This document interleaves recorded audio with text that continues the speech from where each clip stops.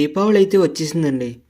దీపావళి రోజు పొద్దున్నే మనం తలస్నానం చేసిన తర్వాత పాత ప్రమిదలను అన్నీ కూడా ఇలా ఆరబెట్టి వీటితో పాటు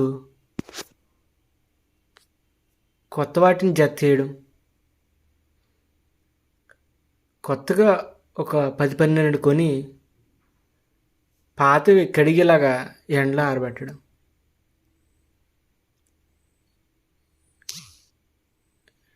ఇవన్నీ చూడడానికి చాలా ముచ్చటగా ఉంటాయి.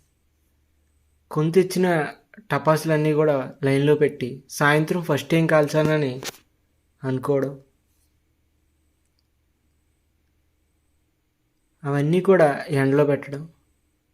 సాయంత్రం అయితే ఒకదాని తర్వాత ఒకటి కాలుస్తూ